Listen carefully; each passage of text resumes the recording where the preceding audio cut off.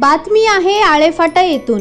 श्री ज्ञानेश्वर महाराजांनी वेद बोलविलेल्या आळे येथील रेडा समाधी देवस्थानला नुकतेच ATG प्रमाणपत्र मिळाले असून यामुळे देणगीदारांना इन्कम टॅक्स मधून सूट मिळणार आहे।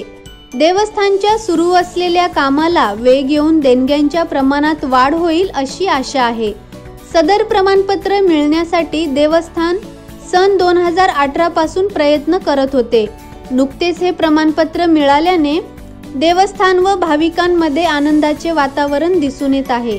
पाहुयात याबाबतची देवस्थानचे विश्वस्त धनंजय काळे यांनी दिलेली ही अधिकची माहिती।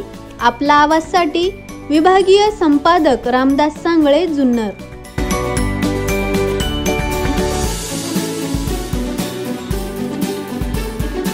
ज्ञानेश्वर महाराज देवस्थान ट्रस्ट या ट्रस्टला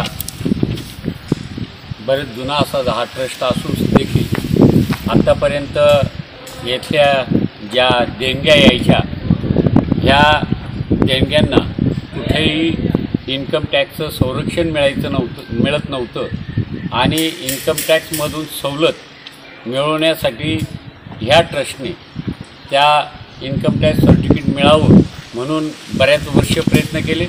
त्या प्रयत्नांना नाही म्हटलं तरी आज या ठिकाणी यश आलेलं आहे। आळेगावच्या आणि देवस्थानच्या इतिहासात सुवर्ण अक्षराने लिहिला जाईल असा हा एक चांगला निर्णय आज या ठिकाणी देवस्थाननी घेतला आणि इन्कम टॅक्सच्या वतीनं या ठिकाणी 12A पहिलं सर्टिफिकेट मिळालं आणि आज ATGचं सर्टिफिकेट मिळालं।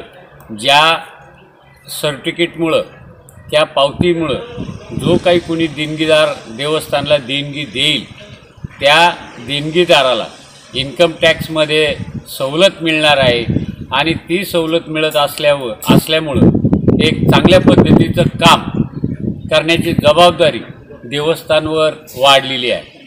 हे इन्कम टॅक्स सर्टिफिकेट मिळाल्यानंतर इथं येणाऱ्या ज्या काही देणग्या आहेत ह्या देणग्या तुमच्या इन्कम टॅक्समध्ये त्याची सूट मिळणार आहे आणि त्या देणग्यांचा ओघ प्रचंड प्रमाणात वाढणार आहे।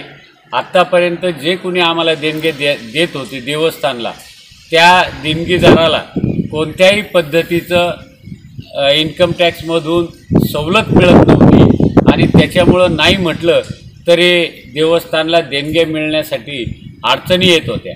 आज ATGचं सर्टिफिकेट देवस्थानला मिळाल्यामुळं आजपासून ह्या ठिकाणी जो कोणी देणगी देईल त्याला इन्कम टॅक्समधून सूट मिळणार आहे आणि त्याच्यामुळं ह्या ठिकाणी देणग्यांचा ओघ मोठ्या प्रमाणावर वाढून ह्या देवस्थानचा उत्कर्ष होण्याला फारसा अवधी लागणार नाही। या ठिकाणी जी काही कामं चालू आहेत ती कोट्यवधी रुपयाची कामं चालू आहेत आणि जवळजवळ 6.5 एकराचा परिसर ह्या देवस्थानला गावाने विकत घेऊन दिल्यामुळं ह्या ठिकाणी भरपूर असं काम करण्यासारखं भरपूर असं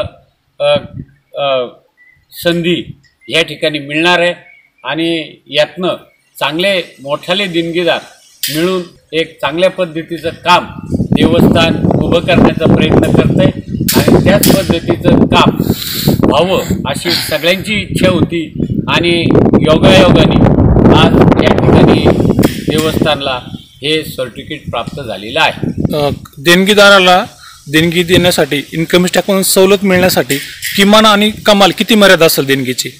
देणगीची मर्यादा तशी 2000च्या पुढे कितीही देणगी द्या आणि 2000पेक्षा जास्त कितीही देणगी दिली तरी एक ठराविक पर्सेंटेजमध्ये काय ते त्यांना त्यातनं सूट मिळणार आहे।